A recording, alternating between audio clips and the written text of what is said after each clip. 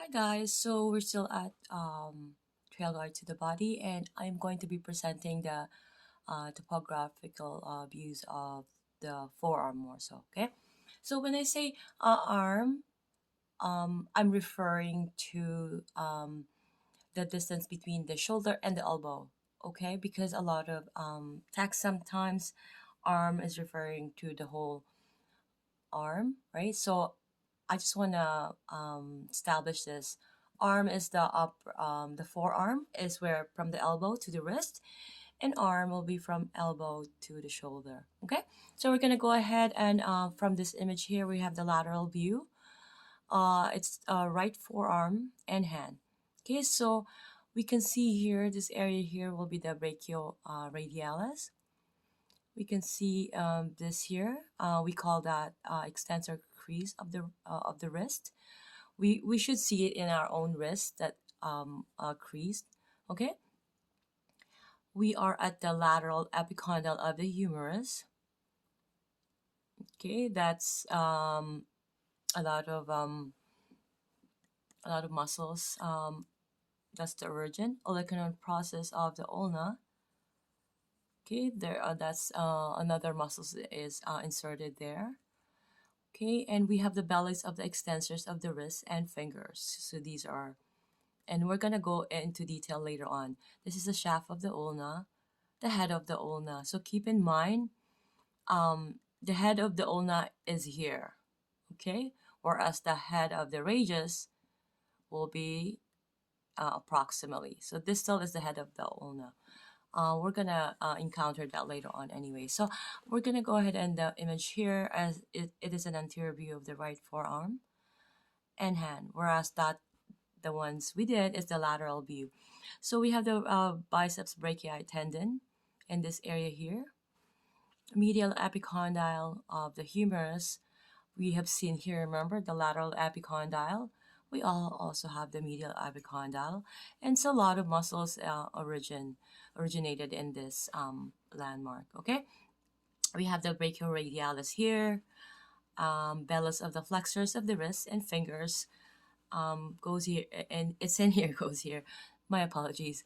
Palmaris longus tendon here. Not a lot of people have palmaris longus, right?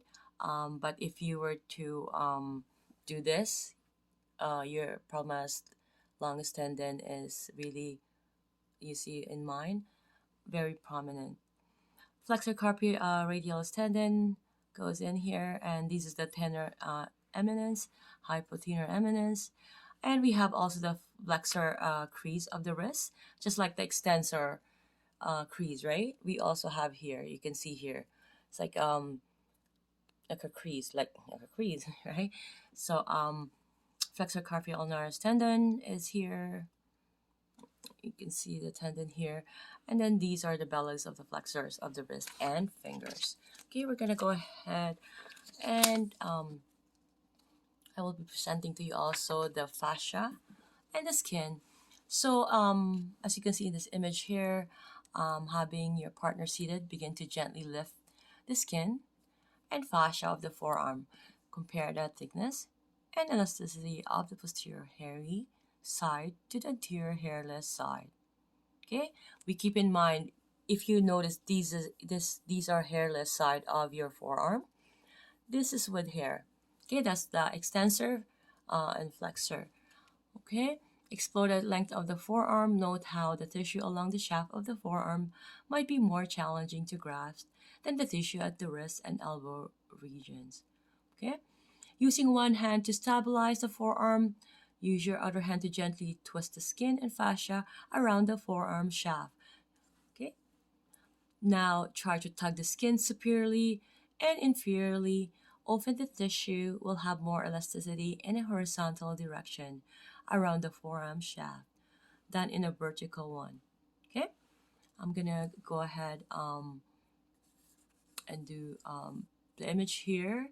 I mean the writing I'll be reading here, but the image are in these images. Okay, so here's an opportunity to feel your partner's skin and fascia stretch during passive movement. Okay, So we can see here, grasp the tissue near the wrist and passively flex and extend the wrist joint. Feel how supple and plentiful the tissue is when the wrist is flexed. As the wrist is extended, however, the skin may be pulled from between your fingers. Continue to move the wrist while grasping the tissue on all sides of the forearm. Supinate and pronate the forearm, feeling how these actions could cause the tissue to move differently. Ask your partner to actively move his wrist and fingers while you grasp the skin and fascia. Encourage him to move slowly. Play with isolating specific actions, for instance, extension of the wrist as opposed to extension of the fingers. Feel the tissue shift with different actions. See, we can see here grasping the tissue while passively moving the wrist. So here, extending the wrist, and here the wrist was in neutral, and in here, while flexing the wrist. Okay, so I'll see you guys in the next video.